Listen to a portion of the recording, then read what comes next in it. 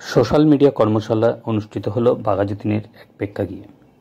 Joint বাহিনীর দক্ষিণ চব্বিশ পরগনার সভাপতি পল্লব কান্তি ঘোষের নেতৃত্বে এই সোশ্যাল মিডিয়া কর্মশালার আয়োজন করা হয়।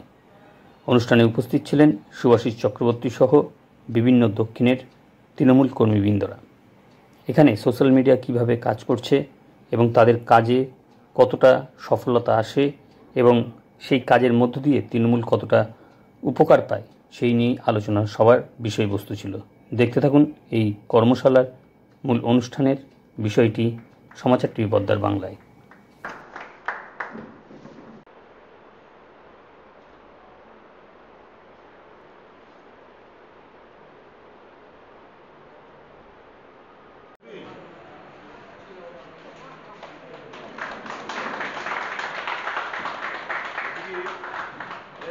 সিপিএম হোক কংগ্রেস হোক সবাই পাচ্ছে, কিন্তু আমি এইমাত্র আসছিলাম, বলছে বিজেপি তো বলে না যে এই করেছি সেই করেছি, বলে না নরেন্দ্র মোদী উজ্জ্বলা গ্যাস দিয়েছে, নরেন্দ্র মোদী কৃষকদের এই করেছে।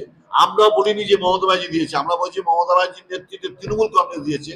রেখাপাত্র বড় বড় কথা বলছে, তারপর স্বীকার করে নিন যে লক্ষ্মীর ভান্ডার মানুষ দিচ্ছে, স্বীকার করে নিন স্বাস্থ্যসাথীর মাধ্যমে মানুষ উপকৃত হচ্ছে, স্বীকার করে নিন রূপশ্রীর মাধ্যমে গরিব মানুষদের মেয়েদের বিয়ে হচ্ছে, স্বীকার করে নিন কন্যাশ্রীর মাধ্যমে মেয়েরা পড়াশোনা শিখতে পেয়েছে, স্বীকার করে নিন যে ঐক্যশ্রীর মাধ্যমে সংখ্যালঘু শ্রেণীর ছেলে ছাত্রছাত্রীরা উপকৃত হয়েছে, যুবশ্রীর মাধ্যমে যুবকরা উপকৃত হয়েছে।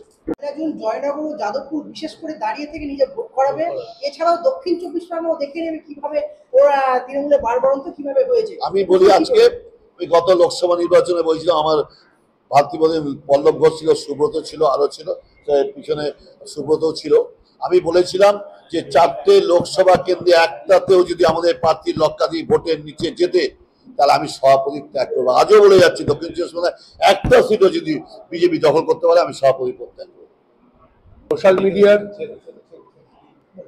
সোশ্যাল মিডিয়ার একটা কর্মশালার আয়োজন করেছি এই কারণেই যে যারা দলের কোনো পদাধিকারে নেই বা দলের একজন সাধারণ কর্মী বা মমতা বন্দ্যোপাধ্যায় এবং অভিষেক বন্দ্যোপাধ্যায়কে ভালোবেসে দলের বিভিন্ন সময়ে বিভিন্ন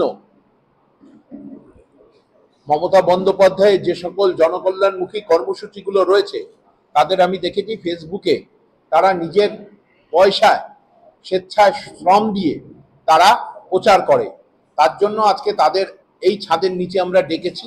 তাদের আমরা একটু সম্মান জানাবেন আমাদের জেলার সভাপতি মাননীয় শুভাশিস চক্রবর্তী মহাশয়, এবং সোশ্যাল মিডিয়াটাকে আরো কিভাবে সুন্দর করে মমতা বন্দ্যোপাধ্যায়ের প্রকল্পগুলো মানুষের কাছে তুলে ধরা যায়, তার জন্যই আজকের এই একটা কর্মশালার আয়োজন করেছি।